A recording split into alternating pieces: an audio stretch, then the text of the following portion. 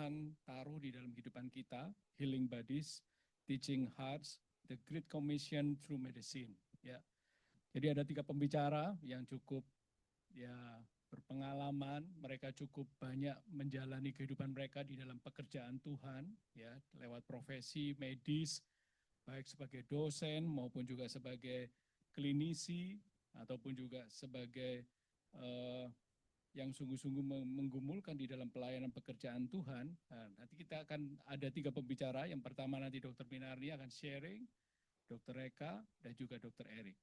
Oke, kesempatan yang pertama saya berikan pada Dr. Minarni. Mari kita sambut Dr. Minarni. Shalom. Shalom. Bapak Ibu sekalian, saya akan membawakan ini ya sedikit renungan dan juga kesaksian ya, terutama kesaksian. Ini gambar-gambarnya yang bikin AI ya. Jadi saya share di WA Group karena mungkin banyak sharingnya, jadi saya tidak menggali dalam, tapi bahan ini menarik sekali ya. Mudah-mudahan suatu ketika saya bisa di suatu tempat, mungkin tidak harus di PNG, mungkin bisa saya bawakan dengan lebih mendalam ya. Tapi ini banyak sharingnya nanti. Ya. Menemukan tujuan dan menjalani hidup yang berarti. Oh, mari kita berdoa dulu. Tadi kan sudah berdoa ya. Oke. Bapa di surga, kami mengucap syukur untuk waktu yang Engkau berikan pada malam hari ini untuk kami merenungkan firman-Mu dan juga mengingat kembali kebaikan-kebaikan-Mu dalam hidup kami. Tuhan, kiranya Engkau menuntun kami semua dan kiranya malam hari ini Engkau boleh meletakkan sesuatu yang baru, suatu rema dalam hati kami, membangkitkan iman kami, menggairahkan hidup kami untuk menjalani hidup di dalam panggilan-Mu. Dan tolong kami di malam ini Tuhan, kami boleh mengenali panggilan yang telah Engkau letakkan, destiny yang Engkau sudah tetapkan di dalam kehidupan kami. Dan tolong kami, jamin kami, untuk kami sampai kepada destiny yang Engkau sudah tentukan untuk kami semua, pribadi lepas pribadi. Dalam nama Tuhan Yesus Kristus kami sudah berdoa. Amin. Kita sering mendengar itu ya, oh orang itu dipanggil sebagai biarawati. Oh, dia dipanggil sebagai seorang nabi. Dia dipanggil sebagai seorang misionaris. Nah, kita lihat ada berapa macam panggilan gitu ya. Pada malam hari ini,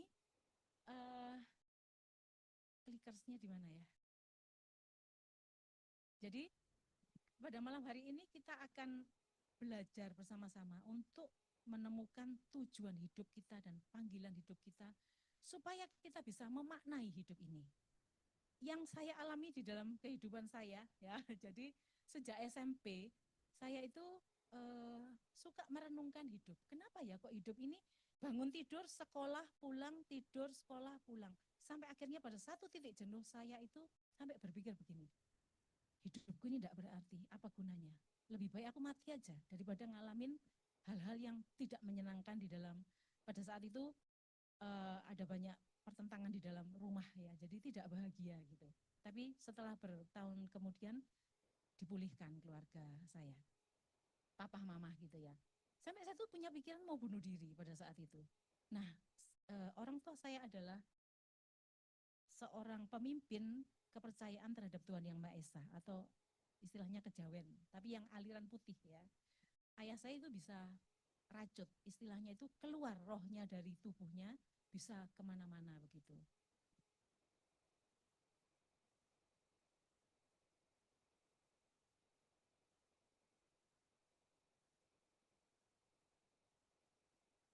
Balik. Nah, oke. Pada satu titik itu saya mencari apa artinya hidup ini. Karena saya benar-benar putus asa dan rasanya pengen mati begitu. Itu baru SMP kelas 1 atau kelas 2. Nah, di atas lemari itu ada kitab yang berdebu, itu milik nenek saya, nenek angkat begitu. Saya baca, tiba-tiba buka ngawur gitu kan ya, namanya anu kan nemu buku berdebu, saya buka. Tiba-tiba kata-katanya adalah damai sejahteraku bagimu dan dunia ini tidak memberikan damai sejahtera semacam itu kepadamu. Saya kaget loh, ada ya damai sejahtera semacam itu. Saya jadi penasaran, saya baca kisah-kisah tentang Tuhan Yesus di sana. Nah itu, tapi itu baru 1 kali, 2 kali. Waktu buka lagi, akulah jalan dan kebenaran dan hidup. Ketika saya bertanya-tanya, jalan mana yang harus aku tempuh? Tiba-tiba dijawab di Alkitab itu. Nah itulah titik balik panggilan dalam hidup kekristenan saya pada usia, pada saat saya kelas 2 SMP ya, tahun 85. Nah saya menerima kasih karunia Allah dan saya mulai punya hubungan pribadi dengan Tuhan ketika saya ikut retret ya, khususnya bertobatnya di retret. Nah kemudian ada satu hal yang Tuhan itu ajarkan pada saya. Pada saat saya menerima Kristus, 3 malam berturut-turut saya itu didatengin roh jahat. Setiap kali mau datang, saya itu tahu bahwa dia mau datang. Jadi saya dipaksa untuk tidur oleh roh itu. Ngantuk sekali, nggak bisa saya tahan. Dan saya mesti tidur, itu baru jam 6 sore, jam 7 sore begitu. Dan pada saat itu ada tangan yang mencekik saya. Hari pertama saya cuma teriak-teriak, dalam nama Yesus, dalam nama Yesus. Sampai hari yang ketiga, saya tanya pada gembala saya ya waktu itu, di gereja Bethel Tabernakel. Terus dia berkata bahwa dia itu cuma singa ompong, dia tidak bisa ngapa-ngapain ke kamu. Jadi kamu harus percaya bahwa hidupmu milik Kristus. Nah hari yang ketiga saya bilang sama Tuhan, Tuhan masa saya ini mati gara-gara dia mau cekik saya. Ini loh dia sudah di atas kulitku loh Tuhan, saya bilang gitu. Terus Tuhan berkata dalam hati saya, lah aku ada di mana? Terus oh iya ya, kan aku sudah terima Tuhan Yesus di dalam hatiku. Tuhan Yesus masuklah engkau di dalam hatiku. Pada saat saya terima Tuhan Yesus, saya kan mendeklarasikan itu. Dan saya berkata, oh engkau ada di hatiku Tuhan. Engkau lebih dekat daripada setan-setan yang mau mencekik saya. Akhirnya saya bilang dalam nama Yesus pergi. Kemudian saya melihat satu penglihatan bahwa saya itu sedang ditindih, dikerumuni oleh banyak sekali makhluk-makhluk seperti monyet begitu, kecil-kecil, tapi ada pemimpinnya satu yang besar, matanya merah. Dan ada satu sosok berlengan putih berjubah dengan lengan yang panjang. Tangannya cuma begini aja, 1 kali dan semuanya itu pergi. Lari terbirit-birit.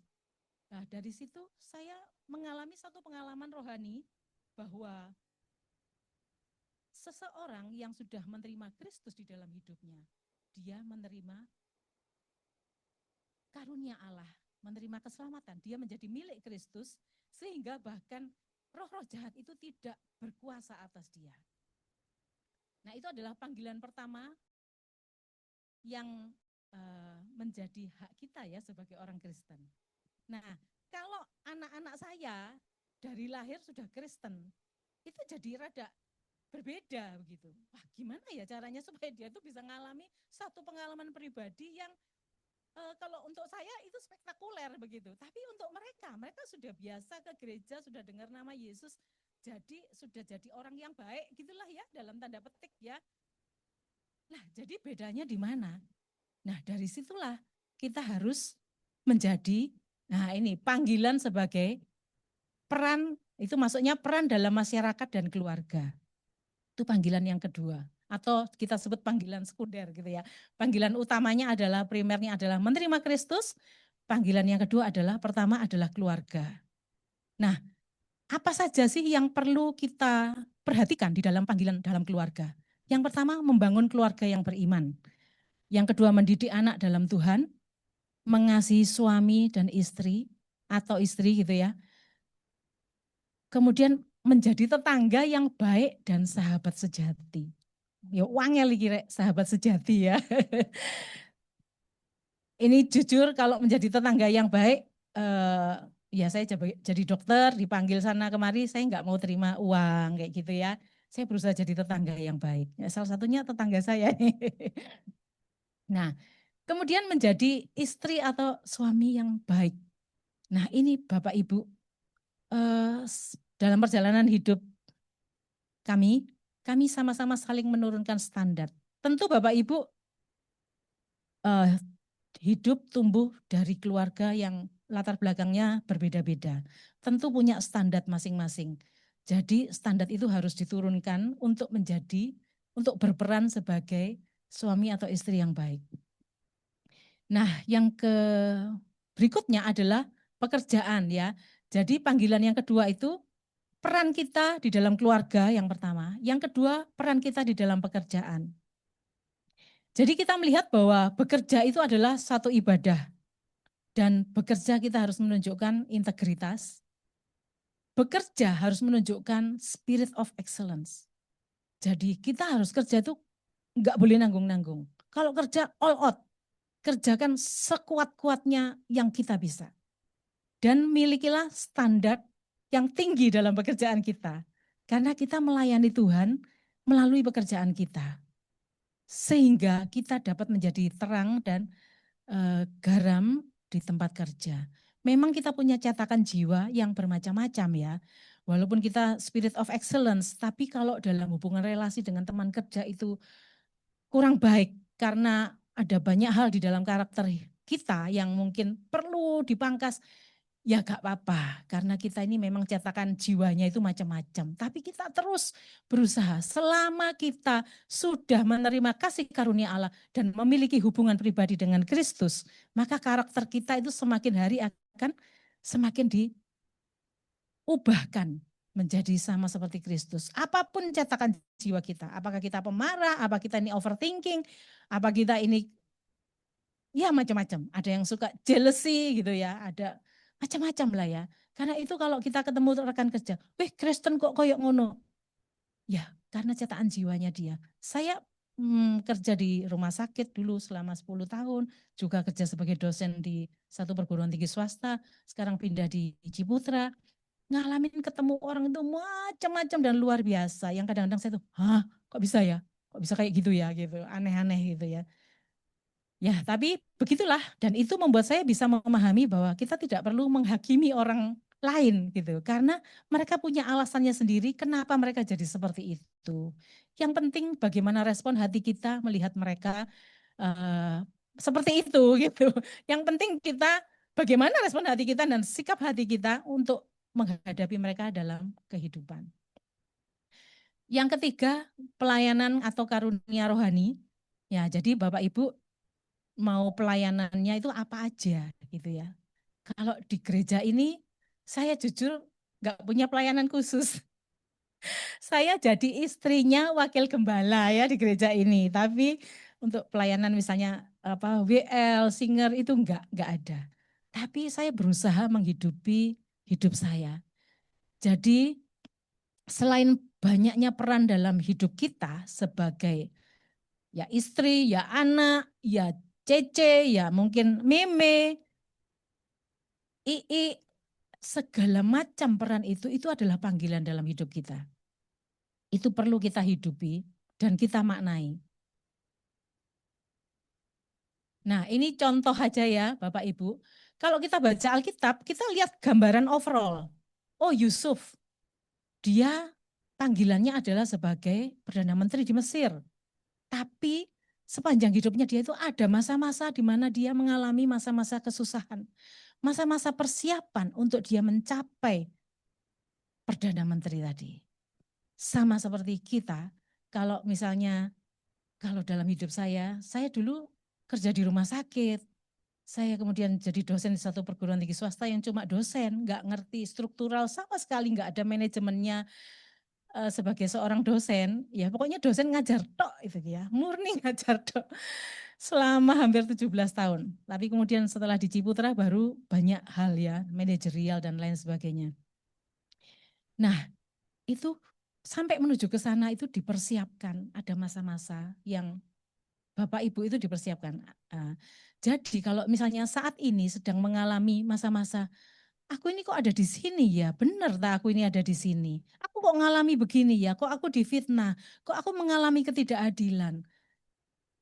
Bapak Ibu ingatlah bahwa ketika Yusuf dijual sebagai budak, dia mengalami fitnah, penganiayaan yang luar biasa, yang kalau mungkin dibandingkan dengan kondisi kita saat ini, kita ini nggak ada apa-apanya. Tapi kadang-kadang kita komplainnya melebihi Yusuf ya mungkin ya. Tapi kita melihat bahwa hasil akhirnya Yusuf jadi Perdana Menteri. Jadi kalau Bapak Ibu mengalami aniaya, mengalami ketidakadilan, ingat saya jadi ngomongin diri saya sendiri gitu ya.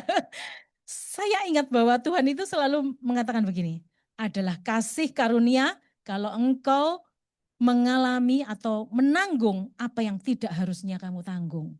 Jadi kalau kita diberlakukan tidak adil, kalau kita dianiaya karena nama Kristus, ingatlah bahwa itu kasih karunia. Dan ketika sikap hati kita seperti itu, kita nggak komplain, kita nggak marah-marah, kita nggak bales orang itu, maka ada sesuatu yang Tuhan ubahkan di dalam hidup kita. Kita itu sedang dipersiapkan oleh Tuhan untuk menjadi seperti Yusuf, jadi Perdana Menteri. Ya. Sampai pada satu ketika saya di Ciputra, mereka menawarkan, Dok, bangun fakultas kedokteran ya. Saya ndelongo, hah? Saya ini cuma dosen biasa ngajar histologi, nggak ngerti manajerial sama sekali. Saya cuma ketawa aja. Sampai berkali-kali saya diajak meeting oleh mereka, sampai yang ketiga tiba-tiba di dalam hati saya itu gini, bantu Ciputra, he is my people. Dia itu orangku gitu. Tuhan itu bilang begitu. Pakai bahasa Inggris lagi ya, mungkin karena terpengaruh presentasinya banyak bahasa Inggris, jadi Tuhan itu bicara pakai bahasa Inggris. Terus saya gini, Tuhan aku nggak ngerti apa-apa, tapi kalau aku nggak mau, aku tahu bahwa engkau akan suruh orang lain kan gitu. Ya udahlah, saya mau. Karena ketika engkau memanggil bukan melihat kemampuan orang, tetapi lihat mau apa enggak. Ya udah, saya nurut. Dan itu ngalami pergumulan saya 1 tahun, 2 tahun bingung. Diapa no, cara nih bangun kedokteran itu bagaimana? Cari di internet, oh ada ketemu proposal, formatnya diisi, nah. Terus bagian bikin kurikulum, waduh Tuhan gimana caranya bikin kurikulum? Saya tiap jam 2 pagi itu dibangunin. Ya pokoknya bangun ya, mungkin juga karena stres ya. Tapi ketika bangun melek gitu langsung hilang ngantuknya. Langsung Tuhan tuh gini, bikin begini, gini.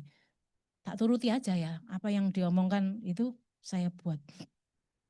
Dan akhirnya jadi modul-modulnya Bapak Ibu.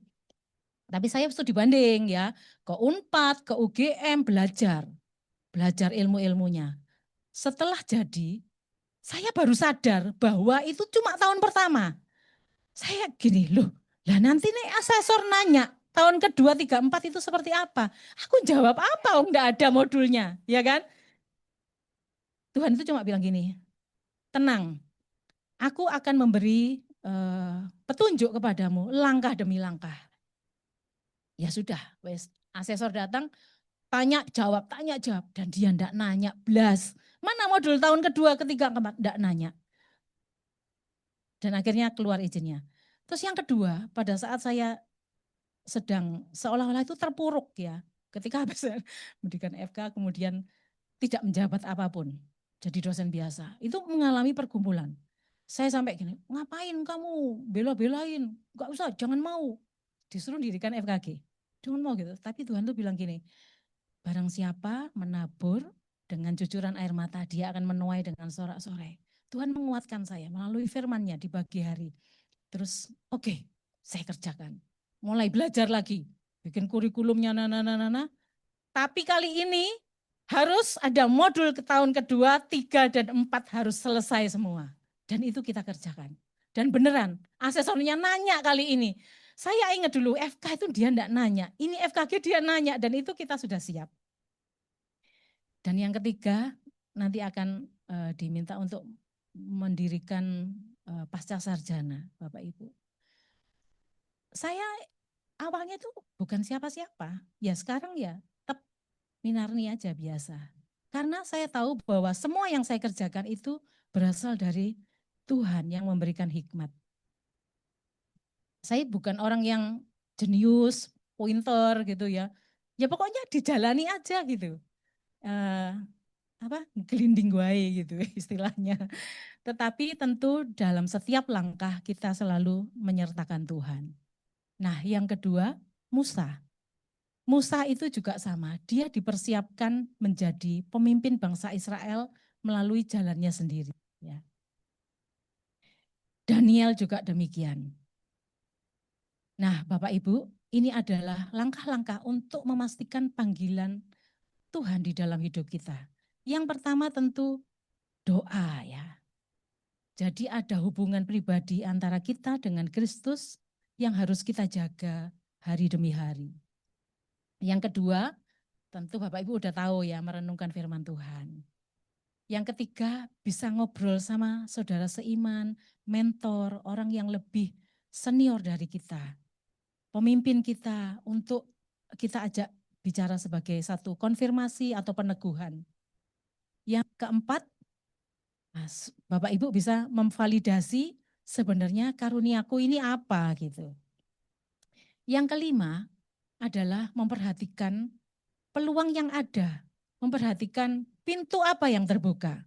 Jadi saya kalau diminta oleh seseorang, dulu ketika saya baru pertama kali kerja di rumah sakit, 3 bulan pertama itu saya dipanggil sama direksi.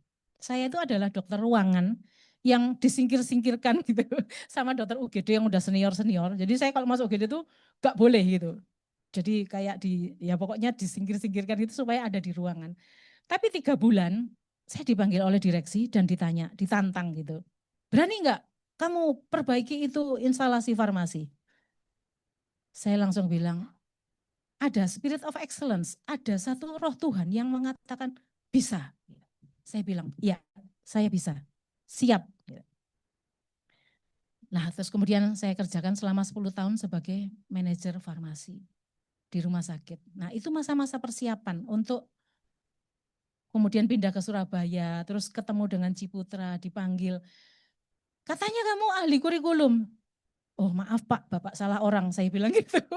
Sampai mereka bingung. Dan ketika saya sudah bergabung sampai mereka tanya, dulu itu kenapa Dokter Minari bilang salah orang? Katanya ahli kurikulum bukan katanya gitu. Tapi kok ya bisa kamu ngerjakan? Oh ceritanya panjang Pak. Ya seperti itu uh, sharing saya.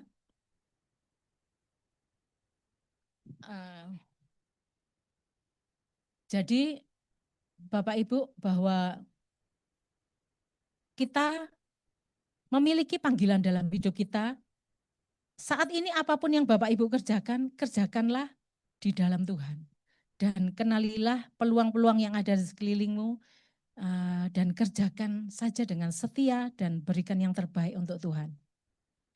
Saat ini yang saya kerjakan ya Bapak Ibu, karena misalnya gini, apa ya yang saya itu punya kerinduan untuk menolong orang yang membutuhkan.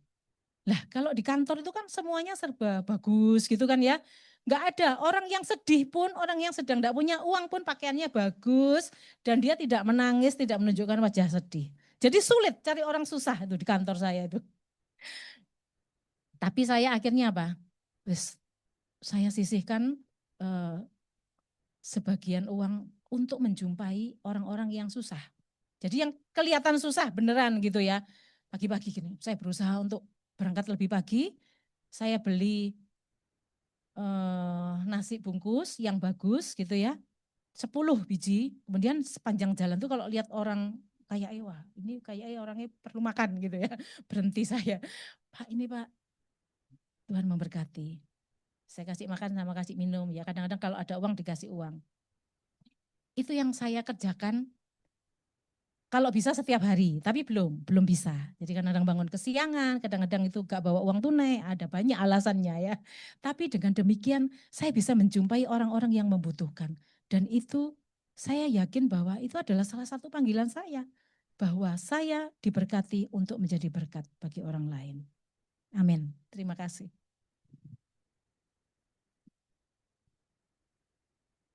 Terima kasih Dr. Minarni, sangat menginspirasi. Selanjutnya Dr. Reka bisa share ya. Nanti terakhir baru kita ada tanya jawab. Ya, oke. Saya diajari dulu dok, ini masih. Oh belum ya. Shalom, selamat malam Bapak Ibu semua. Saya Reka, saya dokter rehab medik. Saat ini saya bekerja di Sutomo sama dengan Ruth. Oke, tempo hari saya diminta sharing dokter Yudi. Dokter Reka, apakah bisa ngisi? Oh, jamnya cocok, bisa dok. Temanya apa? Panjang tadi. Saya coba mikirkan, apa ya sharingkan ya? Tentang calling, bla bla bla bla. Ini kayaknya banyak banget dan panjang banget. Waktu saya 10 menit, saya tanya tadi, dok, saya bingung. Mau sharing call-nya tentang apa? Tentang bagaimana menjalani atau menemukannya. Terus dokter bilang, ini aja dok, tentang menemukan aja. Oh ya pas, oke. Jadi saya akan sharing cerita hidup saya. Moga-moga bisa menjadi pelajaran buat kita semua. Saya kasih judul The Long Road of Calling, karena emang jalannya panjang dan bulat kayak gini memang. Muter-muter kayak gitu. Oke, saat ini saya bekerja sebagai dokter rehab di Sutomo, sudah jalan sekitar setahun, dan back to 2007 ya, saya 2007 masuk FKUGM. Lulus 2013, dokter umum, sekolah PPDS 2021.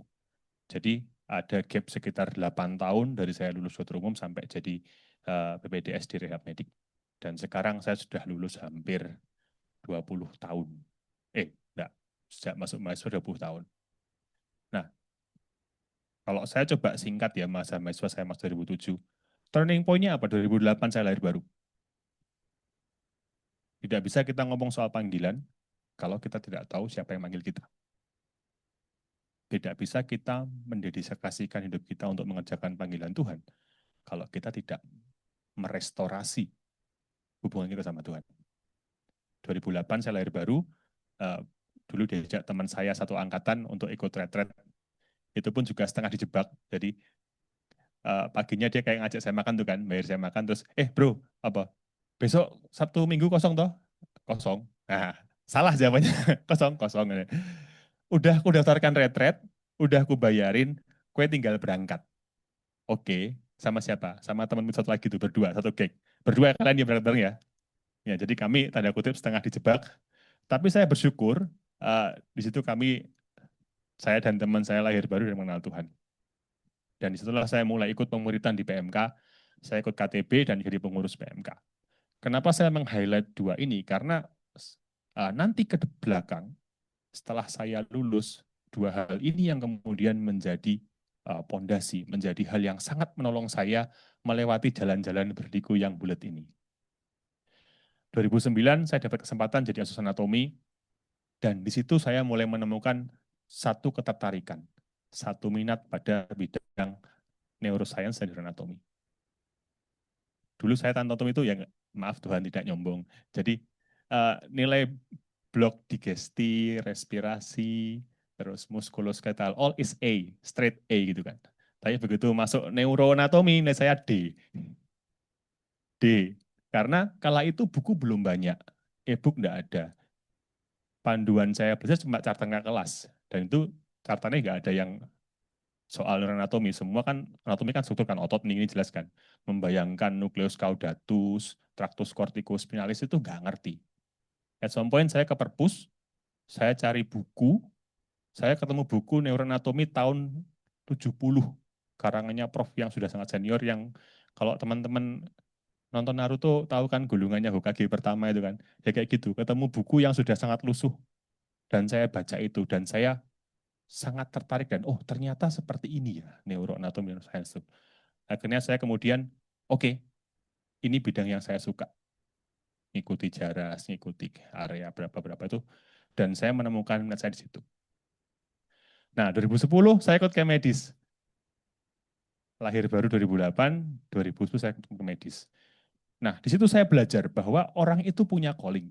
Setiap orang punya panggilan. Tidak ada orang yang tidak punya panggilan. Yang ada orang yang belum ketemu panggilannya.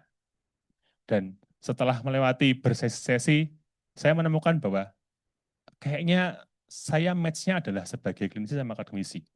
Tapi saya nggak tahu mau jadi klinisi apa. Kardio, neurosurgery, atau yang lain. Dosennya juga di mana nggak tahu, di Surabaya, di Jogja, nggak ngerti. Cuma kayaknya ini yang paling pas dengan saya. Dan ketika ada sesi strategic life planning, yang ikut bukan saya, teman saya. Cuma kami sharing cara membuat life planning ke depan itu kan. Dan saya menemukan bahwa ketika membuat ini saya baca bukunya Prof. Eka yang bedah saraf itu kan. Saya baca buku itu dari awal sampai akhir dan saya sangat terinspirasi. Oke, I will become neurosurgeon. Saya akan jadi NS. Karena itu keren. You open the brain, kamu lihat otaknya. Kamu harus ngerti anatominya, sembrut itu. And I will do that. Tapi ternyata setelah koas, masuk saja bedah, ikut operasinya neurosurgery yang 10 jam, I don't think I can do this. Kayaknya nggak bisa Tuhan, nah, kalau operasi 10 jam, 12 jam nggak keluar-keluar dari OK, aku kayaknya nggak bisa Tuhan kalau kayak gini. Ini terlalu terlalu over. I cannot stand. Aku nggak bisa kayak gini kalau aku harus hidup satu surgery 10 jam, 12 jam, even hampir 23 jam. Kayaknya enggak. That is the way cara Tuhan ngomong, kayaknya enggak. Kamu bukan di situ. Nah, tetapi saya masih incline bahwa kayaknya jadi klinisi sama akademisi. Lulus 2013. Nah, ini masa alumni. 2013 saya dulu intensifnya mundur setahun. Jadi dulu kalau sekarang intensif itu kan pakai ini ya, pakai komputer ya, milih itu kan. Dulu enggak, dulu kita war. War-nya kayak kita berkumpul satu ruangan begini, lalu dinkesnya buka wahana, terus kita mengajukan diri apa yang mau kemana. Dulu orang itu rebutan ke Jogja, karena orang pada nggak mau pergi ke Jogja. Nah, saya dan teman-teman PMK saya, daripada kita ribut, ya udah kita cari aja tempat yang orang paling nggak mau. Jadi kami memilih, oke, saya mau ke Sulawesi. Saya nyarikan mana yang buka. Yang buka satu Ampana, Sulawesi Tengah. Kala itu cuma nerima 2, yang mau pergi 3. Teman saya pergi berdua. Nah, terus yang buka lagi Donggala, Sulawesi Tengah, utaranya Palu. Nah, di masa itu saya berpikir, di sana dokternya belum banyak. Saya melihat di Palu itu ada fakultas dokteran yang baru, Tadulako, yang kebetulan dekannya adalah mantan kepala bagian Departemen Anatomi tempat saya ngajar dulu. Dan setiap beberapa bulan sekali selalu ada dosen yang dikirim ke sana dari UGM untuk ngajar. Nah, tak pikir, pas ini ada pintu terbuka. Saya ngadep ke kepala bagian saya yang pas ke Jogja, bilang, Dok, saya mau rencana intensif di Donggala, di Palu. Kalau boleh, apakah saya sekalian boleh ngajar di Tadulako? Wah, boleh dek, silahkan. Kami juga butuh. Daripada nanti dosen UGM dikirim ke sana bolak-balik, ya mending kamu sana sekalian. There is an open door for me. Ada sebuah kesempatan dan kebutuhan. Dan saya suka. Dan dibayar. So, everything match. Tetapi kemudian, waktu saya diskusi dengan orang tua, waktu saya belum nikah ya, orang tua bilang, gak usah ado-ado, jangan jauh-jauh. Bapak ibu itu sudah tidak muda. Nanti kalau kamu jauh-jauh, susah kalau mau pulang. Oke, saya berargumen kan, tapi Palu Surabaya itu flight cuma 1,5 jam. Surabaya tempat saya Tulungagung cuma naik kereta 3 jam, 4 jam. Jadi ini nggak susah. Wis tok gak usah, cari aja yang lain. Dan kemudian di hari H war itu, pagi saya saat teduh, saya doa sama Tuhan, Tuhan, I'm going there, saya pergi ke sana itu bukan karena bukan karena aku pengen jalan-jalan. Di sana butuh dokter, di sana butuh dosen, di sana juga FK-nya masih baru, banyak yang membutuhkan, kasihan kalau harus nunggu dosen UGM ke sana bolak-balik. Terus saya pun juga kalau sudah bisa kerja mandiri, saya tidak mau lagi Tuhan minta sama orang tua. Aku ingin hidup dengan aku bekerja sendiri. So you can see Tuhan, aku tidak punya niatan yang jelek. Tapi saat teduh saya pagi itu berbunyi, hormatilah ayah dan ibumu supaya engkau lanjut di tanah yang disediakan Tuhan padamu. Dan saya bilang, oke Tuhan, aku mundur. Saya mundur intensif dan mati. Nah, puji Tuhannya, ketika saya mundur, saya kan bingung ya. Tuhan, aku enggak kerja. Mau minta ke orang tua, aku malu. Aku udah lulus. Aku sudah disumpah dokter. Lalu ngapain Tuhan aku di Jogja? 1 hari setelah saya memutuskan mundur internship, saya telepon sama kakak kelas saya di UKDW, yang dulu di PMK juga, ditelepon. Cah bagus, gitu kan. Ya mbak, mau nggak jadi dosen di sini? Kita lagi butuh. Oh, oke. Saya pikir, pas ini. Saya lagi nggak bisa kerja, mau praktek nggak punya SIP, ditawar jadi dosen. Ya sudah, saya ambil. Saya ambil. Sebulan berikutnya, saya telepon sama kakak kelas saya yang di UGM, yang di anatomi. Ditelepon, Rek, kamu di Jogja? Iya mas, aku ngajar di UKDW. Loh, lah kenapa nggak ke UGM di anatomi? Kita lagi butuh. Mas, bukannya ternyata ada yang daftar ya? Oh, enggak Rek, ada yang daftar banyak. Tapi enggak tahu kenapa, kepala bagianmu itu mencari kamu. Saya enggak ngerti, loh kok iso mas? Jadi ternyata sebelum saya koas itu, eh, kan masih, setelah saya koas sebelum ke MPPD, kan nganggur ya, jobnya belajar, belajar, nunggu ujian.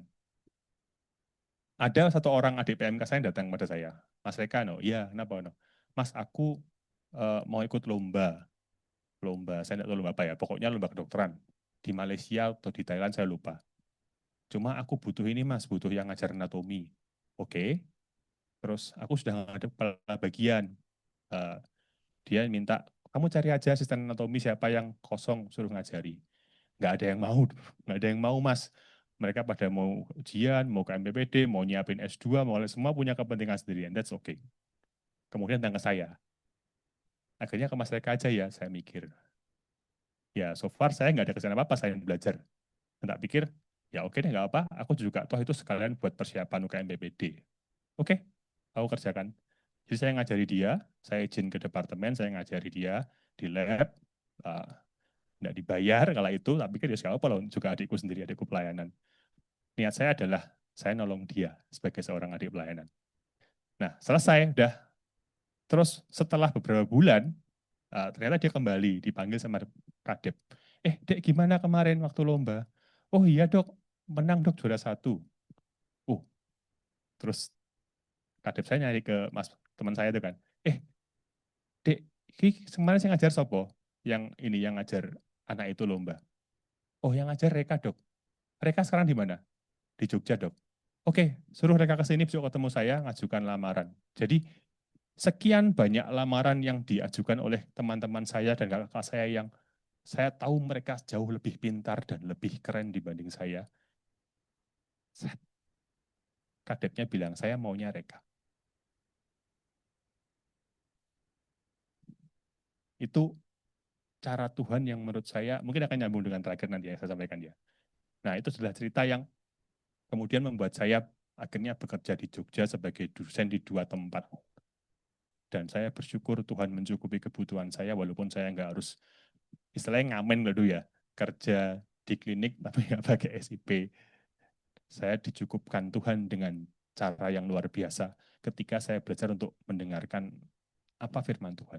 Walaupun planning saya, menurut saya, baik. Menurut saya, oke. Tidak ada niatan buruk. Tetapi ketika Tuhan bilang, that's not I want for you. Tuhan sediakan yang lebih baik. Dan di Jogja, saya dulu ikut di PMDK dan jadi PKTB di 2 kampus ini.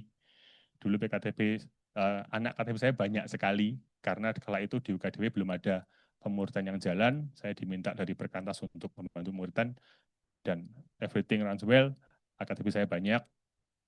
Dan saya bersyukur ketika saya di Jogja, saya dapat kesempatan buat ikut ICMDA. Ada Edwin? Edwin Rotterdam. 2015 saya kemudian setelah jalan 2 tahun saya kerja dokter umum, dokter IGD, saya banyak belajar tentang klinisi, tentang menangani pasien-pasien yang gawat, dan kata teman-teman saya kok jaga bau, kata koas-koas suka dewe yang jaga bareng saya di IGD malam itu, yang jaga siapa dokter Eka? Aduh, mesti nggak akan tidur. Saya pernah dalam satu shift itu dapat pasien heart attack 7 pasien chest pain datang hampir bersamaan sampai kardio telepon tuh, dok melaporkan pasien chest pain ada 7. Hah? Ya dok ada 7. Paginya ketemu, dek kamu mandi kok jaga ya? Sudah dok. oh emang bawaanmu ini bawaan-bawaan jelek ya. Ya, jadi panitia medis, ikut ACMDL lagi. Nah, 2019 saya mulai persiapan. Ketika itu saya mikir, kayaknya enggak deh kalau neurosurgeon. Kemudian saya mikir apa ya? Yang paling dekat ya neurologi. Jadi saya prepare diri saya dari 2013 sampai 2019. Saya ngajar anatomi dari pagi sampai sore 4 sesi per hari, 8 jam sehari, Senin sampai Jumat. Saya prepare untuk menjadi seorang neurolog. Tapi ternyata Tuhan berkata lain. 4 kali saya gagal. Tidak berhasil. Yang terakhir malah, yang tes terakhir itu menurut saya pukulan yang sangat keras buat saya. Jadi entah kenapa, karena politik di hospital yang saya juga tidak tahu, tahu-tahu nama saya hilang dari peserta tes. Di sebuah center yang ada di daerah timur. Jadi ketika saya sudah berangkat ke sana, landing, terus buka grup, loh kok saya di-remove dari grup ya? Saya tanya, tidak ada kejelasan, akhirnya dari pagi sampai sore saya nyantai di pinggir pantai itu. Dan merenung, mau ngapain ya Tuhan?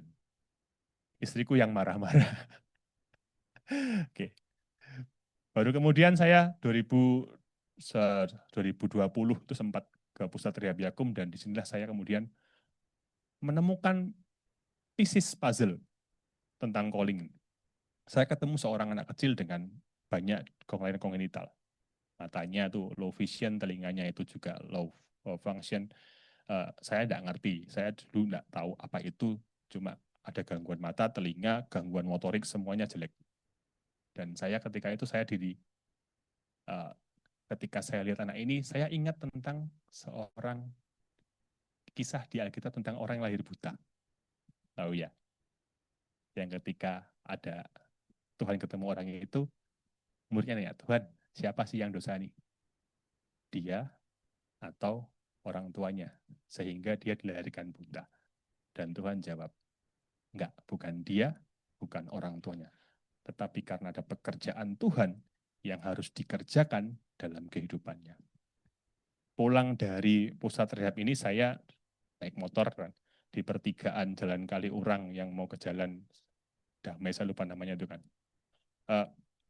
Tuhan mengingatkan saya seperti ini, Reka, kamu tahu enggak 2000 tahun lalu itu aku adalah orang yang ngomong ketika ada orang nanya, Tuhan siapa yang dosa anak ini kayak gini? Dia atau bapak ibunya?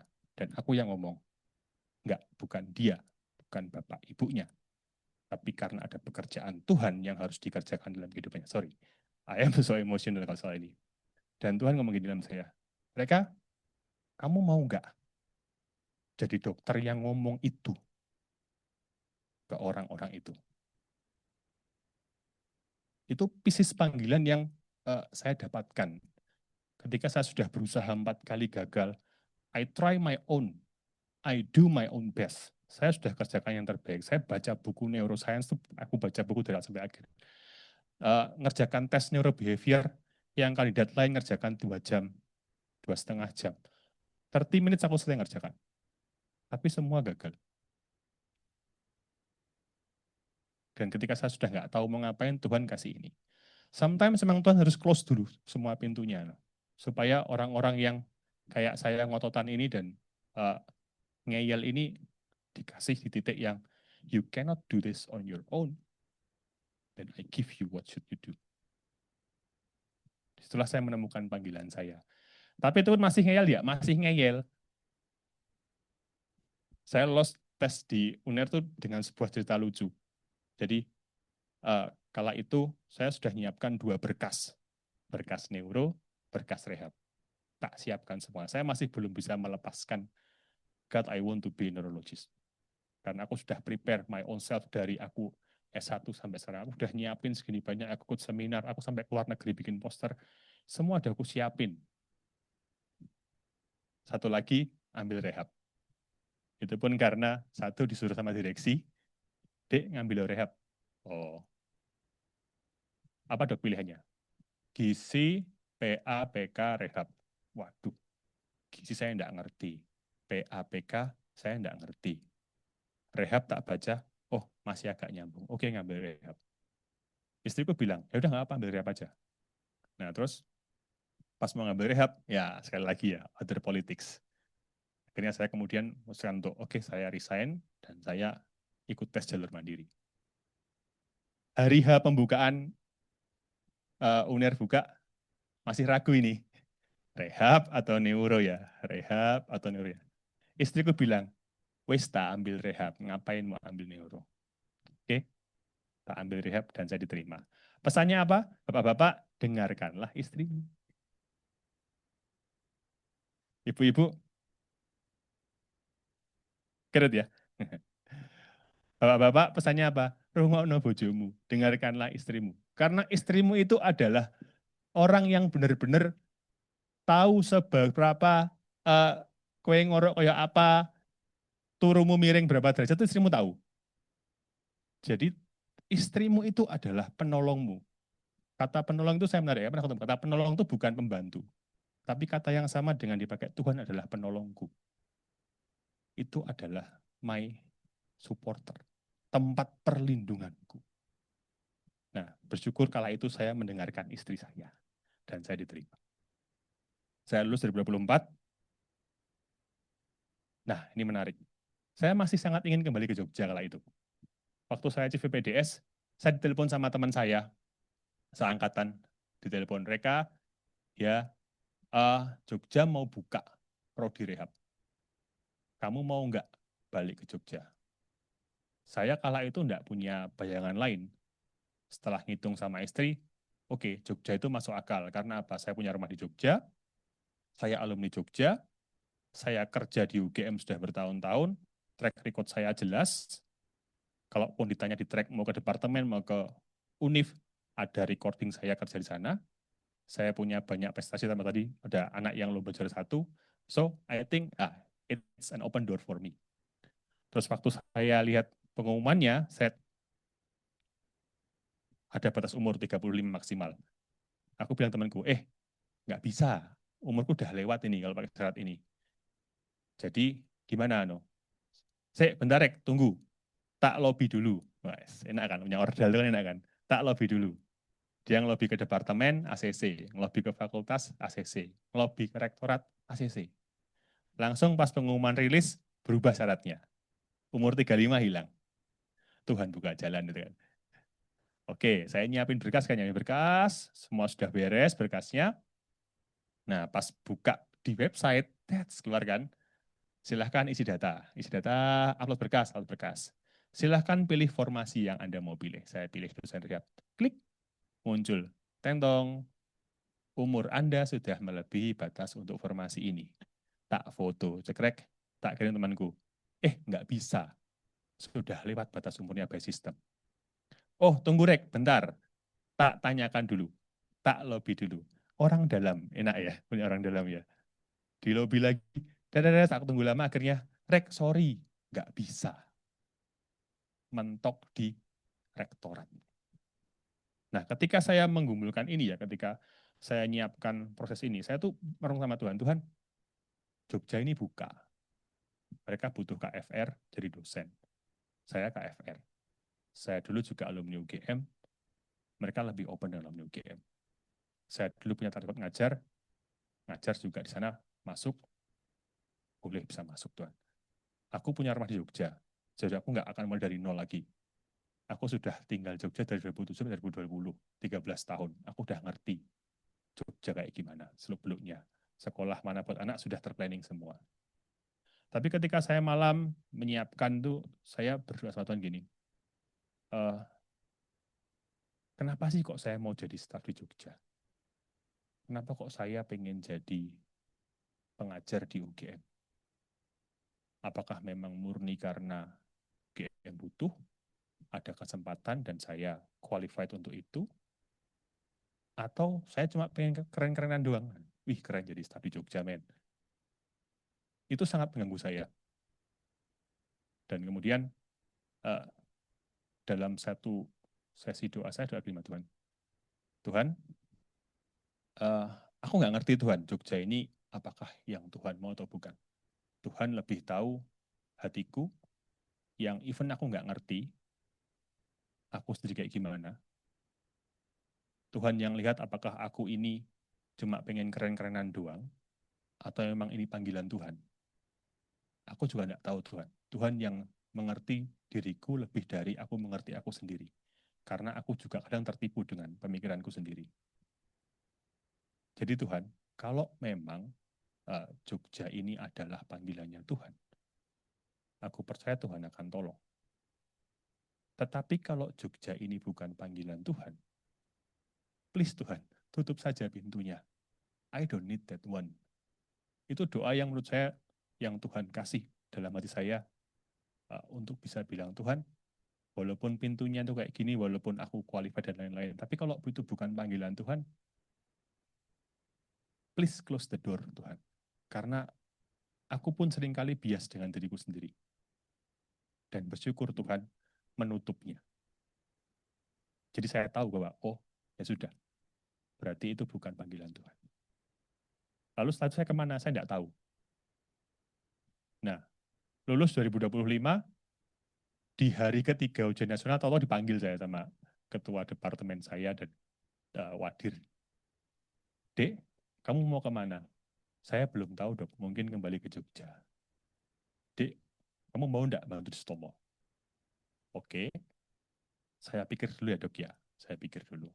Kemudian akhirnya setelah bergumul, berdiskusi dengan istri, menata ulang, berdiskusi, mikir lagi apa-apa-apa, akhirnya kita terima. Oke, saya terima dok. Dan puji Tuhan, kalau dulu itu prosesnya sangat panjang ya, proses saya cukup cepat. Dengan pertolongan Tuhan yang sangat ajaib, semua sudah Tuhan atur dan Tuhan kendalikan dan Tuhan plek. Pas saya masuk, nah sekarang ordernya Tuhan. Jadi semua diatur dengan sangat baik. What's next? I don't know. Setelah ini jadi apa? Saya tidak tahu. Apakah punya rencana? Punya. Tetapi saya belajar bahwa the most important agenda is God's plan. Tidak mudah. Seringkali yang menipu adalah pikiran kita sendiri, ambisi kita sendiri. Dan apakah kita cukup berani untuk bisa berkata, Tuhan, Tuhan tahu lebih dari aku tahu. You know my own self better than I know my own self. Tuhan tahu kapan aku terbutakan oleh ambisi. Tuhan tahu apakah keputusanku ini benar-benar karena aku pengen melayani Tuhan atau karena cuma aku pengen keren-kerenan doang. Jadi Tuhan, kalau memang itu bukan jalan Tuhan, tutup saja pintunya Tuhan. Nah, next, apa yang Tuhan ajarkan dalam hidup saya? Ketika saya melihat ke belakang ya, saya menyadari bahwa everything is make sense and necessary. Ketika saya dulu tes masuk rehab itu, saya tidak pernah ikut simposium rehab, tidak pernah ikut PIR, tidak pernah ikut PIT, tahu-tahu daftar aja. Kemudian ketika ditanya ujian wawancara, tahu nggak materinya? Materinya adalah anatomi, dan anatomi. Jadi Tuhan sudah menyiapkan saya berapa tahun? 13 tahun sebelumnya. Ketika saya ngajar anatomi dalam bahasa Inggris, ngajar kelas internasional, wong tolong agung sing Inggris susah, dipaksa harus ngomong bahasa Inggris, mengajari anatomi dengan baik dan benar supaya tidak susah. Itulah cara Tuhan menyiapkan saya untuk tes PPDS. Saya ngajar internasional, ngajar PPDS, Opskin, bayangkan anak baru lulus ngajar PPDS Opskin, semua tidur. Saya tetap ngomong, yeah, that's the risk of the job. Every step, every phase, every curiosity are God preparing me along the way for the role that I am doing now. Jadi, ada sisi kita harus melihat diri kita sendiri. Tuhan, saya itu minatnya apa sih? Tuhan tahu saya suka neurologi. Tuhan tahu saya prepare menjadi neurolog itu dari awal sampai dengan pas tes. Saya baca buku neuroscience, ada satu buku yang saya baca selesai. Selesai saya baca, saya bikin rangkumannya. Tuhan tahu, dan Tuhan pakai itu ketika saya masuk rehab, oh ternyata ketika saya dulu baca ini, tujuannya buat ini. Ketika saya dulu ngajar anatomi 8 jam sehari, ngajar pakai bahasa Inggris, sing kadang muridnya juga ngantuk, tidur, dan banyak ngertinya, tujuannya ini. Ketika dulu saya dipaksa karena saya paling kecil mengajar mahasiswa-mahasiswa yang mengulang, yang senior saya bilang, iki wes aku gak gelem ngajar iki, areke angel, areke turu, wes reka wae ngajar. Saya harus belajar membahasakan bahasa anatomi kepada mahasiswa yang tertinggal kelas dalam bahasa Inggris supaya mereka nggak ngantuk. That is how God prepare me untuk persiapan menjadi HPDS Rehab. Nah, apa yang penting? Walk the extra miles. Nah, tadi saya setuju. Walk the extra miles. Work at it with all your heart as working for the Lord, not for human master. Jadi lakukanlah semuanya itu untuk Tuhan dan bukan untuk manusia. Yang berikutnya adalah, and I will show you my faith by my words. And I will show you my faith to Jesus by the quality of my work. Through ups and downs, win and lose, tears and joy, God himself walk with me and guide me along the way with his everlasting arms. Ketika saya dulu tes neuro juga, ada banyak pieces-pieces yang kemudian Tuhan bukakan di tengah jalan ketika saya tes. Ketika saya tes di UGM, saya doakan doa penyembahan di gereja, Tuhan aku mau tes gini. Dan dalam hati saya tanya gini, no, bukan di sini. Maksudnya apa Tuhan ya? Aku nggak ngerti itu. Apakah maksudnya bukan di Jogja, atau bukan di neurologi, atau dua-duanya? Ya, ada jawaban. I don't know. Baru setelah saya lulus, baru ngerti, oh maksudnya ini. Nah ini, strive first for the kingdom of God. Setelah lulus, saya dulu banyak terlibat dalam pemuritan di PMK dan di Perkantas. Sempat setelah 5 tahun lulus, teman-teman saya sudah pada sekolah, sudah pada PPDS, sudah pada lulus, sudah kerja jadi dokter spesialis, ada yang sudah mau lulus, ada yang sudah mau ngapa-ngapain, dan kita ketemu dalam sebuah pertemuan, dan kala itu saya izin ke mereka, guys aku duluan ya, aku besok mau berangkat. Kamu mau kemana Rek? Aku mau ke India. Wih ngapain? Velo? Ya enggak lah bro, tolong. Besok aku ada ICMDA, aku mau ke sana. And they say to me gini, Rek, lu ngapain sih masih ngurusin begituan? Lu nggak pengen sekolah? Lu nggak pengen S3 atau ngapain gitu? Dan kala itu aku nggak bilang, biar nggak edan bro. Aku nggak punya jawaban, biar nggak edan. Karena aku tahu bahwa di lingkungan inilah saya terjaga dengan baik. Saya dijaga kewarasan saya dengan baik. Tetapi saya sekarang bisa bilang dengan yakin dan dengan tegas bahwa when we strive for the kingdom of God, saya tidak menggunakan kata mencari ya, karena kalau mencari itu kayak mencari ketemu ya sudah teman. Saya pakai terjemahnya strive. Berjuanglah dulu untuk kerajaan Allah dan kebenarannya. Maka semuanya itu akan ditambahkan kepadamu. Teman-teman yang kemudian sedang memilih karir, sedang berjuang ini mau kemana, saya mau lanjut studi apa, mau kerja di mana. Kata pentingnya ini, strive first. Jadi kalau ditanya apakah profesi itu sebuah kebutuhan, melihat kesempatan, kemampuan, yes, itu juga sesuatu yang kita pertimbangkan. Tetapi yang paling penting adalah yang terakhir, kerajaan Allah. Saya sambil promo ya. Bulan depan saya akan ngomong ini di Kemedis. Cocok temanya tadi ketika Dr. Yudi sampaikan, oh pas ini, saya izin promosi. Kalau ada teman-teman, Bapak Ibu sekalian yang mahasiswanya mau ikut memilih profesi setelah lulus, saya akan ngomong sesi ini cukup lama, jadi kalau teman-teman punya mahasiswa FK, FKG yang mau ikut, ikutlah.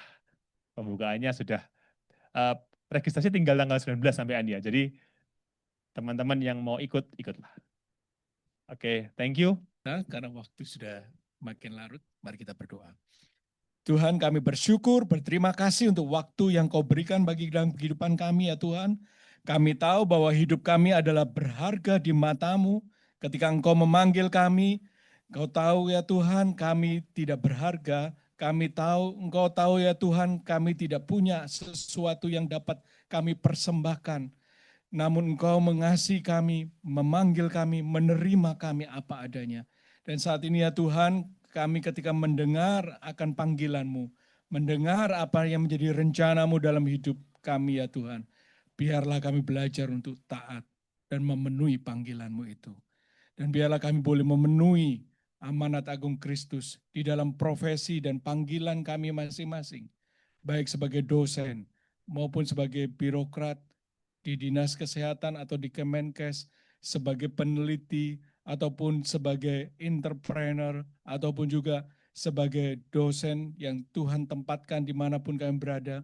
Kami percaya profesi yang Tuhan berikan, baik sebagai klinisi, Tuhan taruh kami masing-masing di dalam rencana Tuhan untuk kami menggenapi amanat agung Kristus. Terima kasih ya Tuhan, mari kita menerima berkat yang dari Bapa, kasih yang dari Bapa, dan juga pengorbanan Yesus Kristus, dan juga Roh Kudus yang akan selalu menyertai dan mendampingi kita, menjadi penolong, penghibur, dan juga yang akan mengurapi kita menjadi saksinya, memberikan kita keberanian untuk menggenapi panggilan Tuhan dalam hidup kita. Kita menerimanya hanya di dalam nama Yesus Kristus Tuhan kita. Dan setiap kita yang percaya berkata, amin. Tuhan Yesus memberkati kita. Foto dulu ya. Oke, foto-foto.